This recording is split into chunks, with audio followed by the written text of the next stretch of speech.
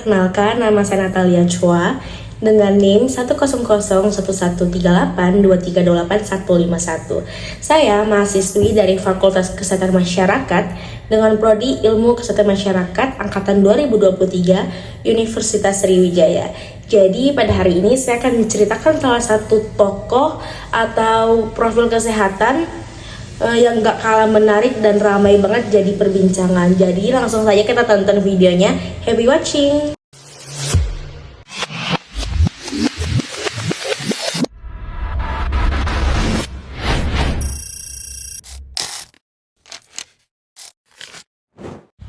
Dalam dunia kesehatan Indonesia, nama Dr.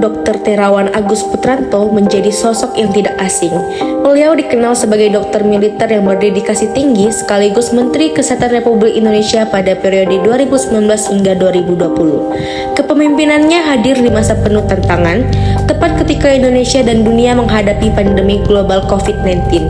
Di tengah sorotan dan kontroversi yang melingkupinya, Dr. Terawan tetap dikenal sebagai figur yang visioner, inovatif, dan memiliki tekad kuat untuk membawa perubahan dalam sistem kesehatan nasional. Dr. Terawan Agus Putranto merupakan seorang dokter spesialis radiologi intervensi dengan latar belakang militer yang kuat.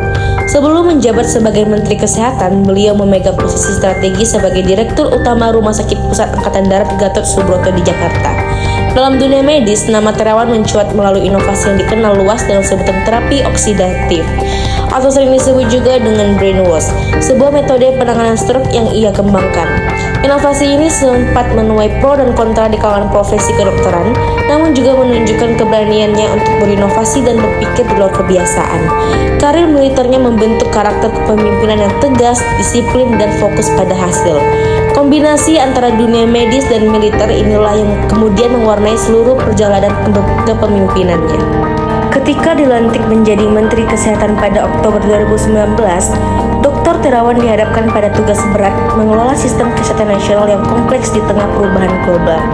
Tidak lama berselang, dunia dilanda pandemi COVID-19. Di masa krisis ini, kepemimpinan Dr. Terawan menjadi sorotan publik. Di satu sisi, ia dikenal sebagai sosok yang menenangkan dan menekankan pentingnya ketenangan masyarakat. Namun, di sisi lain, kebijakan dan komunikasinya kerap memunculkan perdebatan, terutama terkait kesiapan dan respon awal terhadap pandemi. Meskipun demikian, perannya dalam menjaga stabilitas birokrasi kesehatan dan memastikan kelangsungan layanan publik di masa darurat patut diapresiasi. Kepemimpinan Dr. Terawan dapat dianalisis melalui teori learning organization yang dikemukakan oleh Peterson. Teori ini menekankan 5 disiplin utama, yaitu system thinking, personal mastery, mental models, building shared vision, dan team learning. Dalam aspek personal mastery, Dr. Terawan menunjukkan kekuatan yang menonjol. Penguasaan teknis dan komitmen terhadap inovasi menjadi bukti nyata dedikasinya pada bidang kedokteran.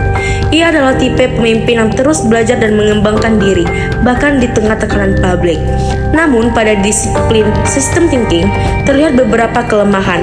Pendekatan beliau dalam menghadapi pandemi menunjukkan pemahaman yang masih berfokus pada aspek medis individual, belum sepenuhnya melihat keterkaitan sistem kesehatan secara menyeluruh, mulai dari layanan primer, kebijakan publik, hingga komunikasi sosial.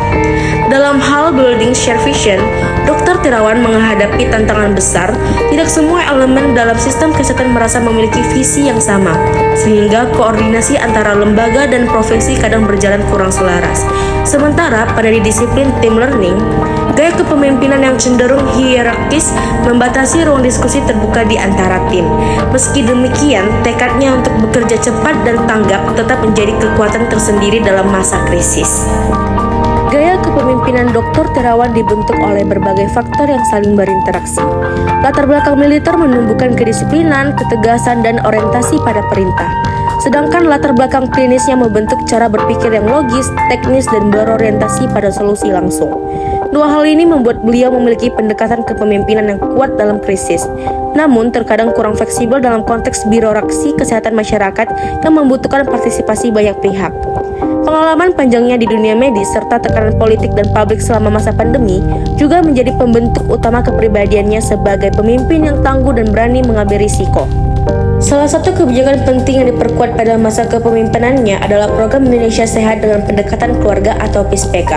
Program ini berfokus pada pelayanan kesehatan berbasis keluarga dengan prinsip menjemput bola.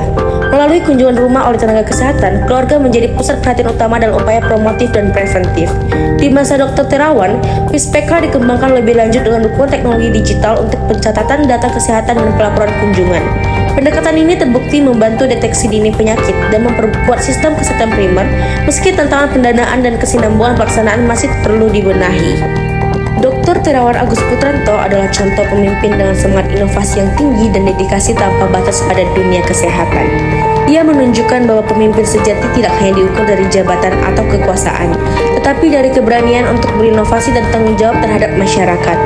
Dari sosok Dr. Terawan, kita belajar bahwa kepemimpinan bukan hanya tentang mengarahkan, tetapi juga tentang kemampuan untuk mendengarkan, beradaptasi, dan terus belajar di tengah perubahan.